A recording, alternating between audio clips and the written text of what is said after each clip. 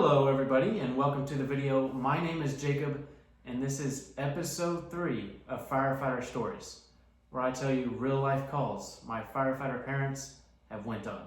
Now in this one we have something you could see straight out of a movie. Massive buildings in the middle of downtown, fire everywhere, smoke everywhere, chaos, undermanned, under-resourced, and of course, explosions. Now in this call, my mom wasn't even working at first. They actually had to call her in and several others. And when that happens, that's a very good sign of something's really bad. All she knew is that there was a building fire. Did she know how bad? Not yet. Now when she was pulling up to the station, it didn't take her very long to notice just how bad it was. She completely saw flames shooting over other buildings. And these are buildings that are several stories tall. So when that happens, oh crap. Now when she saw those flames, the first thing that went through her mind was, oh God, here we go. Now you can't blame her. That would honestly be kind of terrifying, especially if you're told to go towards it. Now this was back in the year 2000, so I'm barely alive, but my mom has at least had a few years of experience on the job. But in that year, their station was also downtown, so it only took a few minutes in order to actually get to the fire. And thank God, because it was getting bad. Now in this case, they are severely undermanned, and that's after calling extra people in. But that's classic small town for you. So it didn't take very long before they actually had to call neighboring cities to come and help, bring them in and bring their trucks. Now, being in a historic downtown, you have to save these buildings. Even if this one's screwed for now, anything next to it, behind it, in front of it, you have to save. I mean, these buildings are several hundred years old, and it would be heartbreaking if we lost them. So my mom's first job that day was to actually bring the ladder truck. Everybody else already went to the fire and brought the normal fire trucks. They didn't bring the ladder truck just yet because they really didn't know just how bad it was.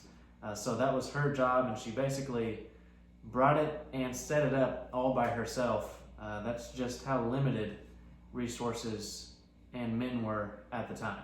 Now you talk about a lot of pressure, but that wasn't even the biggest case of it. There was actually a guy on her crew that literally just got promoted the day before.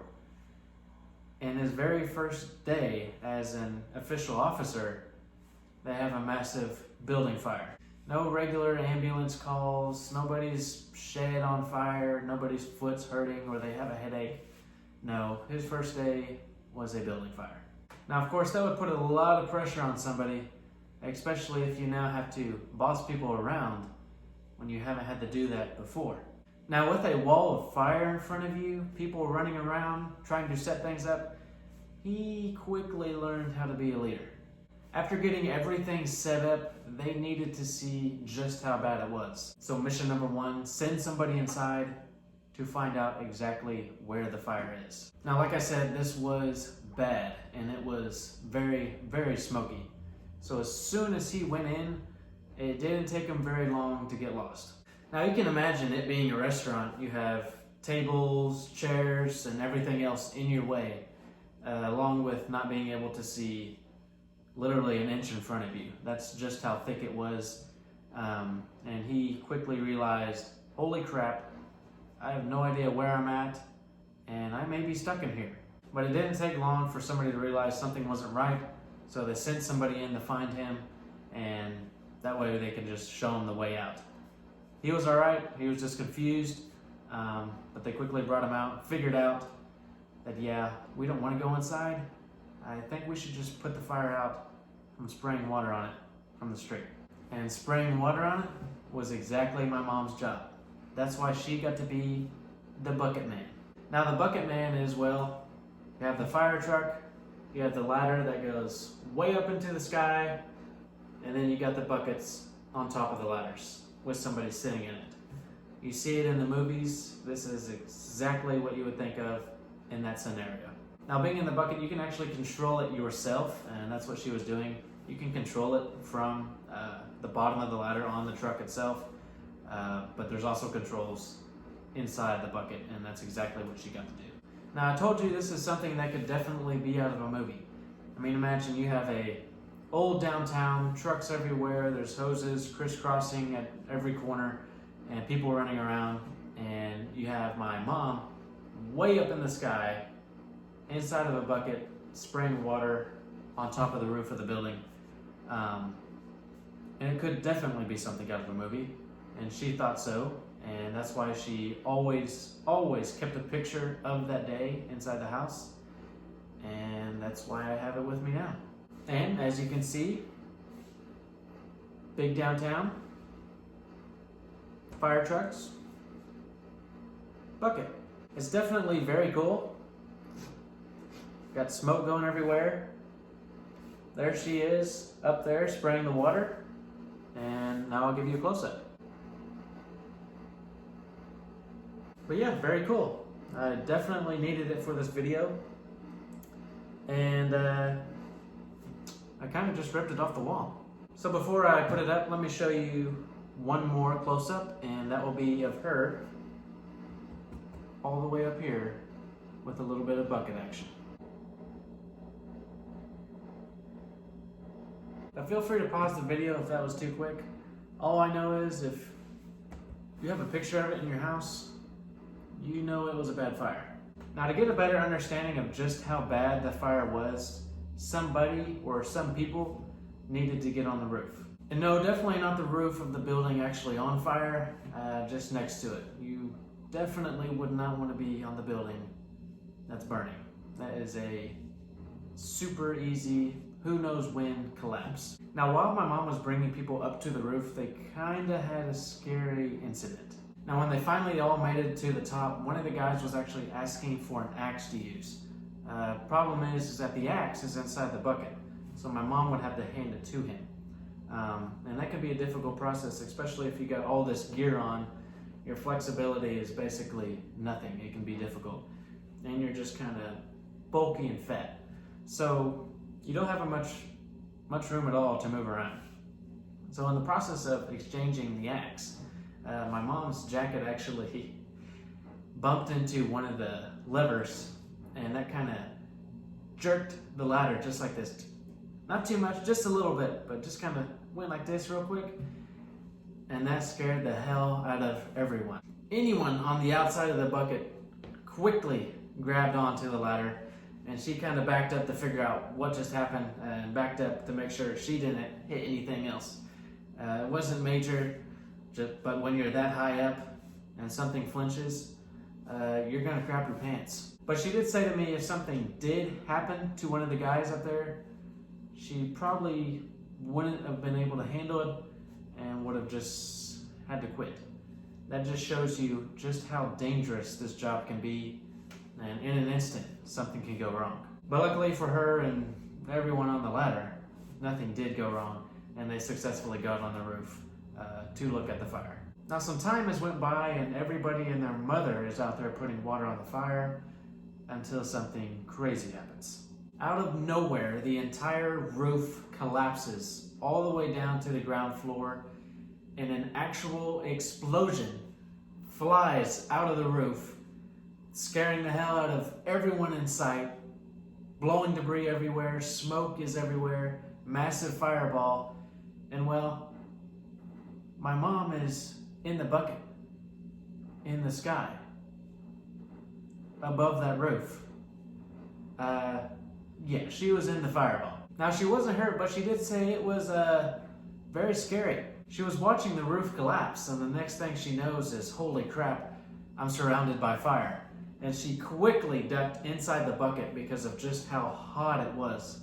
And you have to remember, she was wearing gear that makes you could walk into an oven and you wouldn't even know it's hot. That just shows you how hot that fireball was. If she thought it was the end of the world, everything's burning, my skin's completely melting off, I feel like my soul was on fire, and she had to jump into the bucket, onto the floor of the bucket, and she stayed in there for a few seconds because she thought the whole thing just blew up and the ladder came coming down, and she thought, well, this is the end. Like, it was crazy hot. You can't even describe just how hot it was. If she felt like she was on fire inside of her fire gear to protect her from stuff like that, yeah, that's hot. And she later figured out the bottom of the bucket, there was a bunch of components completely melted. And those things are made for things like this, and if something like that melts, yeah, holy crap, that's scary. She was sitting inside the bucket actually for a few seconds, scared out of her mind, and she could feel the heat. She actually lifted an emergency water valve, and what that is it's at the bottom of the bucket, and when you use it, it kind of sprays water all underneath. It makes sure there's nothing on fire right underneath her. It also helps to cool everything down, which it desperately needed. Now, after a few seconds of checking if she still had eyebrows, she stood up out of the bucket to see if the building was still there. And it was still on fire, but the fireball was gone. Everybody was okay, nobody got hurt, and she just had to continue to put water on the fire. Of course, she did tell me one thing. Once she got back out, it didn't take very long for her to back it up a few feet. She said, I ain't doing this anymore. I think we can maybe get the water from way over here. I think it'll reach, and if it can't, well, that's just too bad. It was definitely a scary moment, that's for sure. You never want to be in an explosion, but they eventually got the fire out after a while. They figured out it was from a grease fire. That was an easy guess, being a Chinese restaurant. Keep your kitchens clean, people. Keep those kitchens clean. After everybody and their grandma showed up to put the fire out, they eventually got it out, put everything back up, and went back to the station. Of course, now you have one of the most visited downtown buildings in the city completely burnt to ashes. But luckily for the business owners, they finally had an excuse to leave Oklahoma. All they were thinking was, thank God. But I'm just kidding. Unfortunately, they had to reopen and stay here. Unlucky for them, I know, but lucky for us and everyone in the town, because honest to God, that is still the best Chinese food I have ever ate in my life. And I have had a bunch of Chinese food. Any buffet in this state, I've tried it. Any sit-down place, tried it. Nothing beats what this place had for food. And it makes me so sad that they actually had to close up shop just a few years ago, because they reopened pretty quick after the fire. And they were here for quite a while, several years. But who knows what happened? Maybe they went back to China. Maybe they said, this state sucks, and just left. Don't blame them. But when they left, my soul left with them, because that was some good Chinese food. But to this day, she tells me that was top 5 scariest fires of her career, and you can't blame her for what she went through. But she was lucky. Everybody did their job and did it well. Nobody was hurt.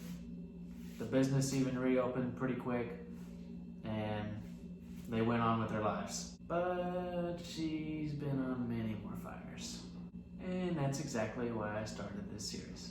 But that's going to do it for this episode, everyone. We basically went over everything. Chinese food that was a little too spicy, big boom boom, big fire, crapping pants, people thought they were going to die, and fire out. But that's just another reason why I know that my mom is by far one of the toughest people I know. And her being a firefighter for 25 plus years, I have many more of those stories to tell you, and that's exactly why I need you to subscribe to this channel.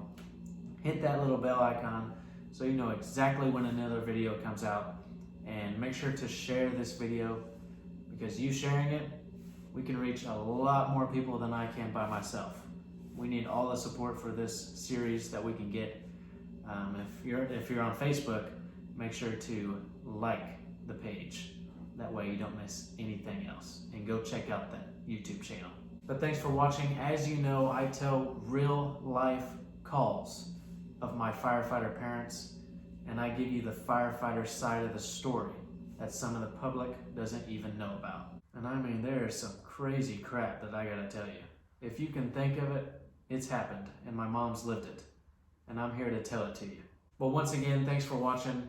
I'm Jacob, and I'll see you in the next one.